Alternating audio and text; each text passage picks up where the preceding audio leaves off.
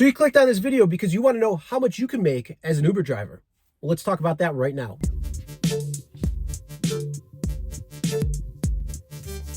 Hey everyone, my name is Chris and welcome to the RideShare Guy. And today we're talking about how much you can earn as an Uber driver. Now, what's unique about Uber is it's not just rideshare, but it's also food delivery with Uber Eats. They also have Uber package delivery and a few other things that you can do within the app. So you can actually make more depending on what you're open to or not open to and how busy your area is depending on the different preferences that you want. We're going to stick mostly to rideshare because that's really about what this is Uber. But just to let you know, the average earnings that you could make is going to vary based on pretty much what you're willing to do. So if you want to take rideshare, if you want to take food delivery and package delivery, it's all going to roll into one. But if you just want to stick to rideshare, and that's what we're going to be talking about. So first off, if you're driving Uber, you're probably going to want to look at it as average hour that you're online, which means I turn the app on at 5 p.m. and I come back at 5 a.m. That's 12 hours of online time, right?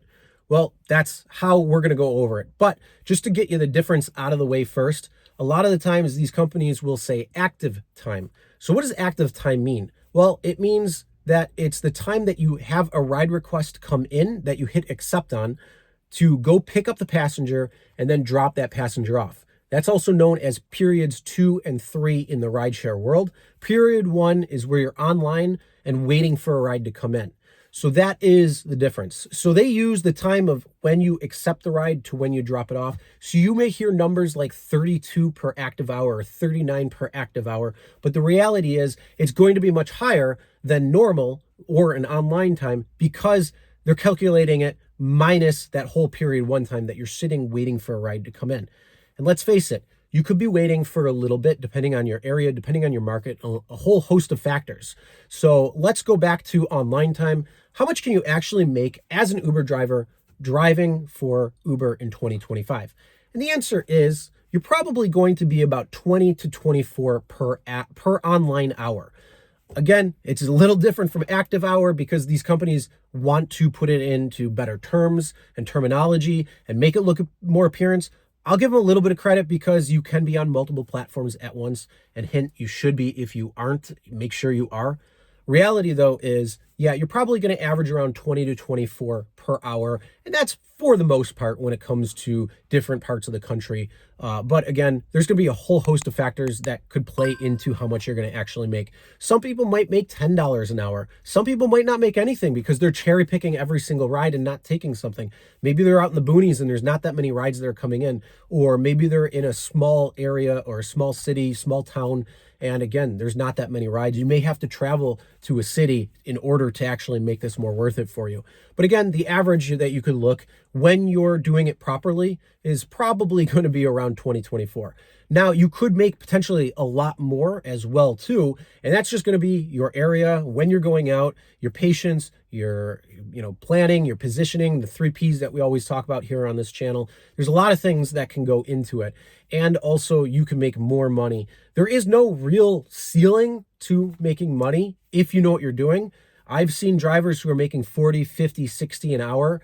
Is it always going to be like that? No, it's not. But there are going to be times where they could potentially make 40, 50, 60 an hour. And it's just going to, figure out. But when you bring it down to the average, it's probably about 20 to 24 an hour. And again, it's going to be based on many different factors. And if you open yourself up to more earnings potentials like Uber Eats or package delivery, that is going to vary because for the most part, you could make about the same on Uber Eats, but it's not always the same. And there's always trends throughout the day on when it's going to be busy on Uber Eats, when it's going to be slow on Uber Eats, when it's going to be busy on Uber, when it's going to be slow on Uber. So if you are smart and, just trying to take advantage of everything because you're out during times where it's going to be slow on rideshare, but good on food delivery, well, then turn on Uber Eats. And, don't really worry about the rideshare or something because that's going to help you make more money. It's going to help you keep your utilization rate higher, which means it's the amount of time that you're actually on a request, whether it's a rideshare or a food delivery. Now, if you're just starting out and you're not making that 20 to 24 an hour, make sure you check out our RideShare Guy course, which is our maximum ride sharing profits course. And it's going to help you learn the ins and outs of rideshare, as well as checking out the RideShare Guy channel, because there's a lot of great videos on different factors of driving, like learning the 3 Ps, what you should be doing when out on the road. So make sure you check out those videos, because it's going to help maximize your earnings, maximize your income, and help you hit that higher threshold. Maybe 24 an hour isn't enough. Maybe you want 30 an hour. You could do it potentially by doing it that way. And again, there are other factors that are going to be in play, but you just need to know at least the basics, how to navigate your city, how to figure out your costs, and all of the good stuff in between. And also, one of the big things too is there are differences in states when it comes to states' minimum guarantees on earnings in driving. And this is mostly on rideshare. It's not usually hitting food delivery. So don't worry about Uber Eats type of stuff. But some states actually have minimum earnings guarantees in place, and it's going to be based on active hour, or it could be based on time and distance. So you just need to see what state you're in and if they have something like that, because if you make under that, it will bring you up to that particular level. And again, some of them are based on online time, which I talked about, where it's only periods 2 and 3. And then others are actually based on time and distance. So it's the amount of time that you're traveling on the particular ride when you have a butt in the car. And with that said, if you want to actually see what you're making compared to the other drivers in your market, see if you're too low, see if you're average, or see if you're exceeding, then make sure you download the Solo app. It's a great app because it's going to give you that information. For all the drivers that have downloaded the app, they're actually going to show you what they're earning in your market, so you can compare how you're doing compared to everybody else. And also, it gives you a whole host of other features like tracking mileage and expenses and a bunch of different things. So make sure you download the Solo app today. Link's going to be in the description. Check it out. So that brings me to the point. What are you making per hour, and how do you track it? Or do you track it a different way? Per active hour? Maybe per ride? How do you do it?